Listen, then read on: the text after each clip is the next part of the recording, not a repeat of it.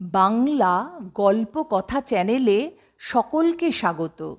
আজকের নিবেদন বিভূতিভূষণ বন্দ্যোপাধ্যায়ের লেখা ছোট গল্প বামা। আমার যখন 22-24 বছর বয়স, তখন নানা দেশ বেড়ানোর একটা কাজ জুটে গেল আমার অদৃষ্টে। তখন আমি দৈব ওষুধের মাদুলি বিক্রি করে বেড়াতুম। চুঁচুড়োর শচীশ কবিরাজের তরফ থেকে মাইনে ও রাহা খরচ পেতুম। অল্প বয়সের প্রথম চাকরি খুব উৎসাহের সঙ্গেই করতুম। আমাকে কাপড় চোপড় পরতে হতো সাধু ও সাত্ত্বিক বামুনের মতো। ওটা ছিল ব্যবসায়ের অঙ্গ। গিরি মাটির রঙে ছোপানো কাপড় পরনে, পায়ে ক্যাম্বিসের জুতো, গলায় মালা, হাতে থাকতো একটা ক্যাম্বিসের ব্যাগ। তারই মধ্যে মাদুলি ও অন্যান্য ওষুধ থাকত। বছর 3 সেই চাকরি করি, তারপর শরীরে সইল না বলে ছেড়ে দিলুম। একবার যাচ্ছি বর্ধমান জেলার মেমারি স্টেশন থেকে মাখমপুর বলে একটা গ্রামে। এটা মাদুলি বিক্রির জন্য নয়, মাখমপুরে শচীশ কবিরাজের শ্বশুরের বাড়ি। সেখানকার জমিজমার ওয়ারিশান দাঁড়িয়েছিলেন শচীশবাবু, শ্বশুরের ছেলেপুলে না থাকায়। আমাকে পাঠিয়েছিলেন পৌষ কিস্তির সময় জমিজমার খাজনা যতটা পারি আদায় করে আনতে। কিন্তু তাহলেও পরনে আমার গেরুয়া কাপড়, হাতে মাদুলি ও ওষুধ ভরা ক্যাম্বিসের ব্যাগ ইত্যাদি সবই ছিল। যদি পথে ঘাটে কিছু বিক্রি হয়ে যায়, কমিশনটা তো আমি পাবো। কখনো ও অঞ্চলে যাইনি। মেমারি স্টেশনে নেমে বেলা 2টোর সময় হাঁটছি তো হেঁটেই চলেছি, পথ আর ফুরোয় না। এক জায়গায় একটা ছোট বাজার পড়ল, সেখানে কিছু খেয়ে নিয়ে আবার পথ হাঁটি। গ্রামে গ্রামে ওষুধ বিক্রি করে বেশ কিছু রোজগারও করা গেল। দেরিও হলো বিশেষ করে সেই জন্য। আর একটা বাজার পড়ল, সেখানে দোকানদারদের কাছে শুনলুম আমার গন্তব্য স্থানে পৌঁছতে অন্তত রাত 9টা বাজবে। কিন্তু সকলেই বললে, সন্ধ্যের পরে আর পথ হাঁটবেন না ঠাকুরমশাই, এইসব দেশে ফাঁসুড়ে ডাকাতের বড় ভয়। বিদেশি দেখলে মেরে ধরে যথা সর্বস্ব কেড়ে নেয়। প্রায় বনের ধারে বড় বড় মাঠের মধ্যে ঘাপটি মেরে বসে থাকে। সাবধান, একটা দিঘি পড়বে মাঠের মধ্যে ক্রোশ 3 দূরে, জায়গাটা ভালো নয়। বড় বড় মাঠের ওপর দিয়ে রাস্তা। সন্ধ্যা প্রায় হয়। এমন সময় দূরে একটা তালগাছ ঘেরা দিঘি দেখা গেল বটে। আমার বুক ঢিপ ঢিপ করে উঠল। দিঘির ওপাশে সঞ্জয়পুর বলে একটা গ্রাম। সেখানেই রাত্রের জন্য আশ্রয় নেওয়ার কথা বাজারে বলে দিয়েছিল। কিন্তু সন্ধ্যা তো হয়ে গেল তালদিঘির এদিকেই, অন্ধকার হবার দেরি নেই। কোথায় বা সঞ্জয়পুর, কোথায় বা কি? মনে ভারী ভয় হলো। কি করি এখন? সঙ্গে মাদুলি ও ওষুধ বিক্রির দরুন অনেক টাকা। পরক্ষণেই ভাবলাম, কিছু না পারি দৌড়তে তো পারবো, না হয় ব্যাগটাই যাবে, প্রাণ তো বাঁচবে। ভয়ে ভয়ে দিঘির কাছাকাছি তো এলুম। বড় সেকেলে দিঘি, খুব উঁচু পাড়, পাড়ের দুধারে বড় বড় তালগাছের সারি, তার ধার দিয়েই রাস্তা। দিঘির পাড়ে কিন্তু লোকজনের সম্পর্ক নেই। যে ভয় করেছিলুম দেখলুম সবই ভুয়ো। মানুষ মিথ্যে যে কেন এরকম ভয় দেখায়। প্রকাণ্ড দিঘিটার পাড় ঘুরে যেমন তালবনের সারি ও দিঘির উঁচু পাড়কে পেছনে ফেলেছি, সামনেই দেখি ফাঁকা মাঠের মধ্যে দূরে একটা গ্রাম লিলি করছে। নিশ্চয়ই ওটা সেই সঞ্জয়পুর। বাঁচা গেল বাবা, কি ভয়টাই দেখিয়েছিল লোকে। দিব্যি ফাঁকা মাঠ, কাছেই লোকের বসতি, গাঁয়ের গরু বাছুর চড়ছে মাঠে। কেন এসব জায়গায় বিপদ থাকবে? আমি এইরকম ভাবছি, এমন সময় তালপুকুরের ওদিকের পাড়ের আড়ালে যে পথটা, সেই পথ বেয়ে একজন বৃদ্ধকে আমার দিকে আসতে দেখলুম।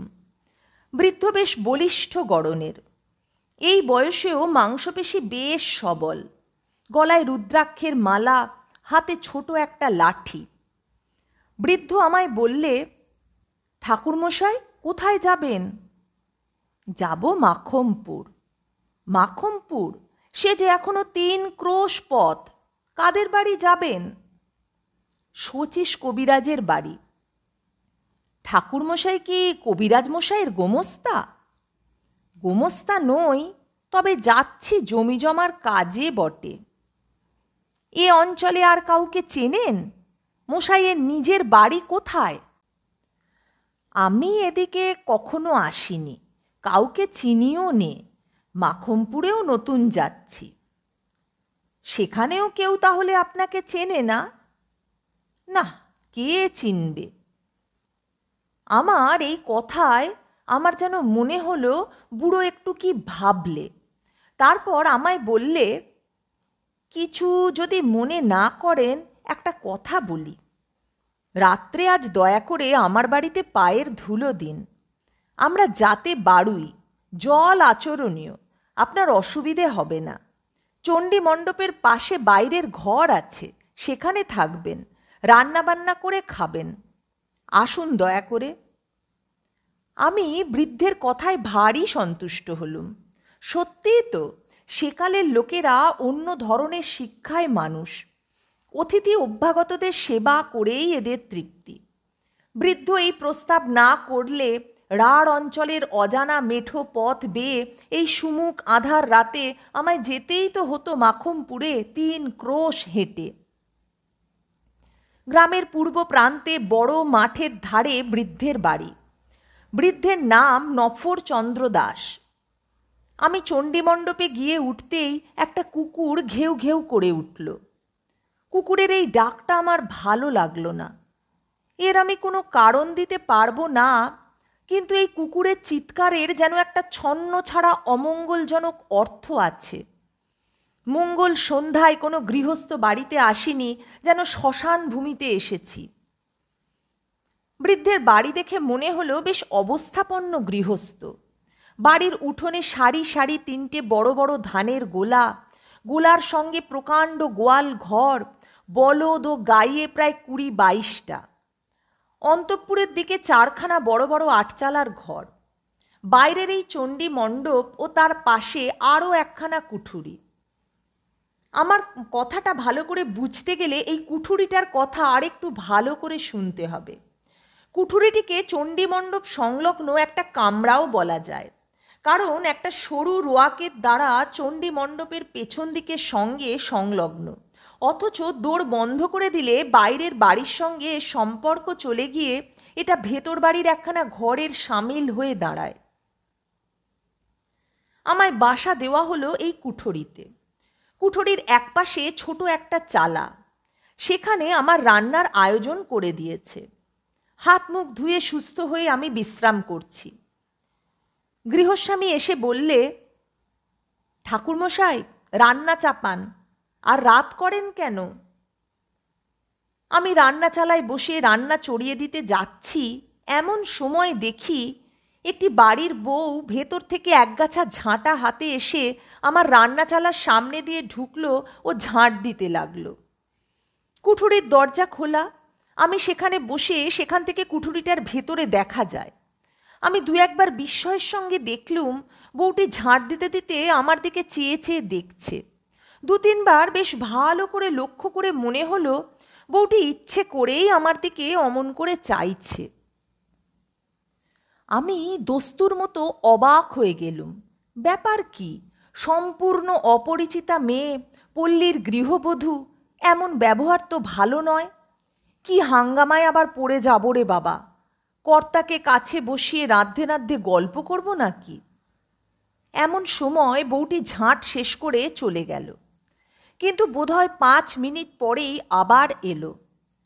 দেখে মনে হলো সে যেন খুব ব্যস্ত, উদ্বিগ্ন, উত্তেজিত।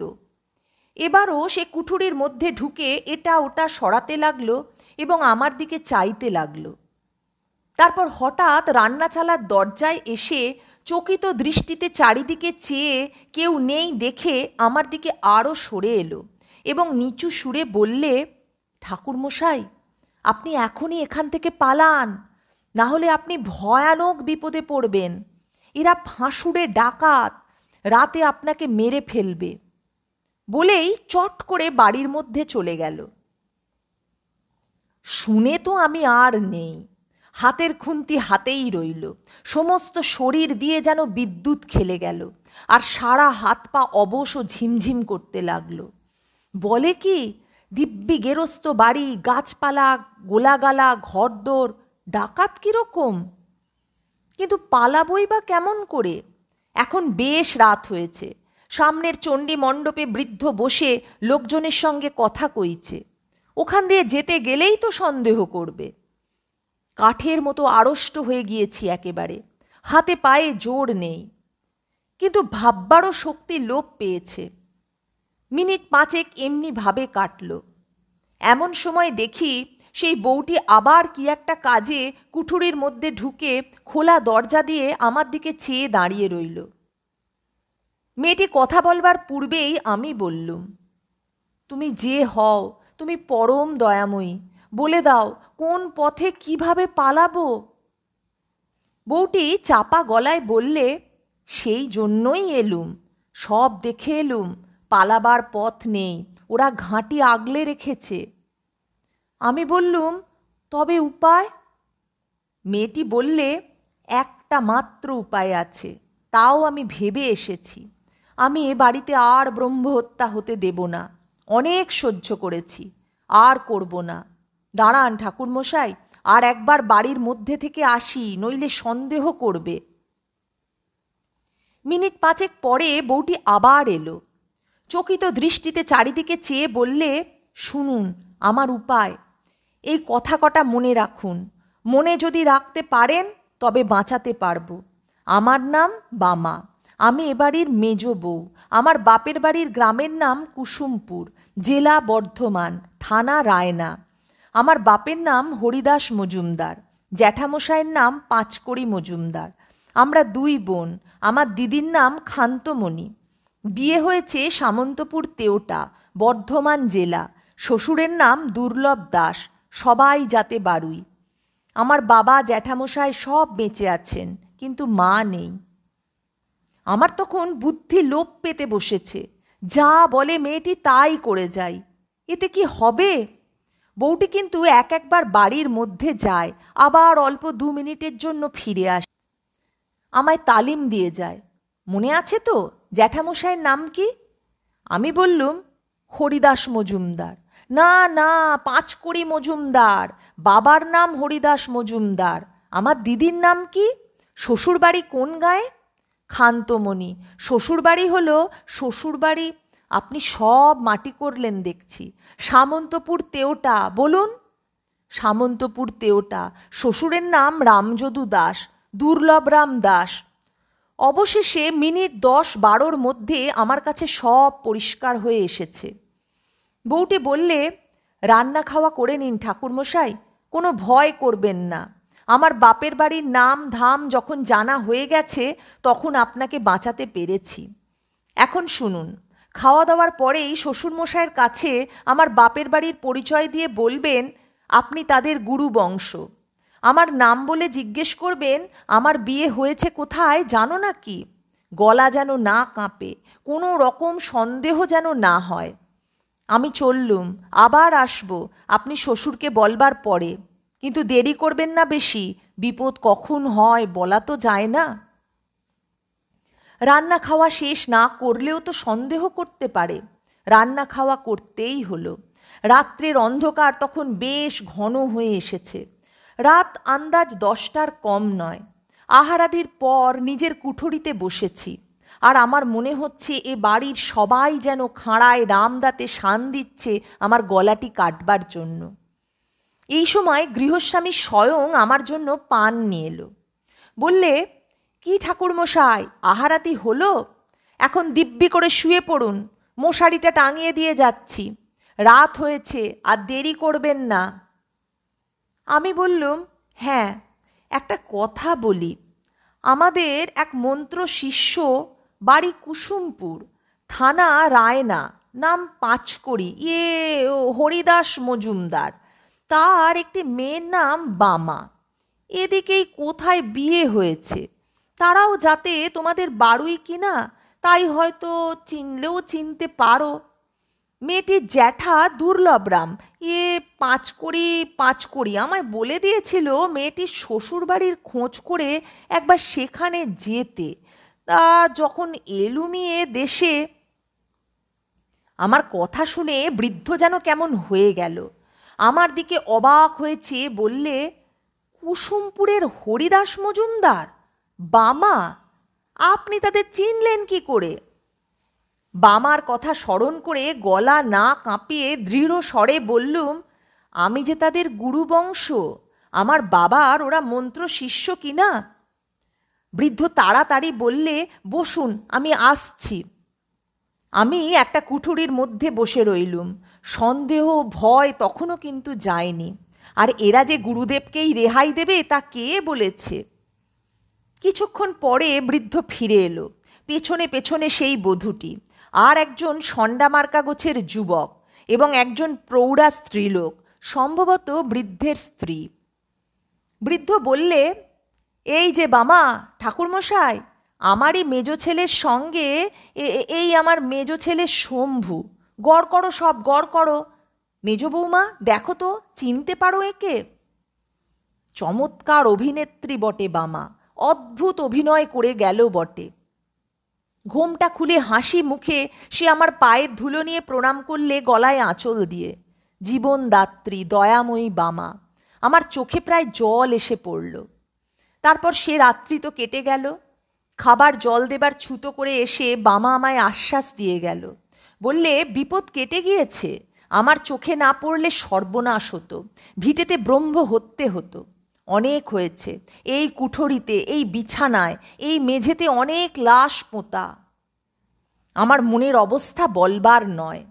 বললুম, পুলিশ কি গাঁয়ের লোক কিছু টের পায় না, কিছু বলে না? কে কি বলবে, এ ফাঁসুড়ে ডাকাতের গাঁ, সবাই এরকম। আগে জানলে কি বাবা এখানে বিয়ে দিতেন? বিয়ের পর সব ধরা পড়ে গেল আমার কাছে। এখন আমার একটি সন্তান হয়েছে, এ পাপ ভিটে বাস করলে তার অকল্যাণ হবে। ওকে বারণ করি, কিন্তু ও কি করবে? মাথার ওপর শ্বশুরমশাই রয়েছেন, পুরনো ডাকাত দাদারা রয়েছে। আপনি ঘুমিয়ে পড়ুন বাবা ঠাকুর, আর ভয় নেই। সকাল হলো। বিদায় নেবার সময় বৃদ্ধ আমায় 5 টাকা গুরু প্রণামী দিলে। বামাকে আড়ালে ডেকে বললুম, তুমি আমার মা, আমার জীবনদাত্রী, আশীর্বাদ করি চিরসুখী হও মা। বামার মতো বুদ্ধিমতী নারী জীবনে আর আমার চোখে পড়েনি। কত কাল হয়ে গেল, এই বৃদ্ধ বয়সেও সেই দয়াময়ী পল্লী বধূটির স্মৃতিতে আমার চোখে জল এসে পড়ে, শ্রদ্ধায় মন পূর্ণ হয়ে ওঠে।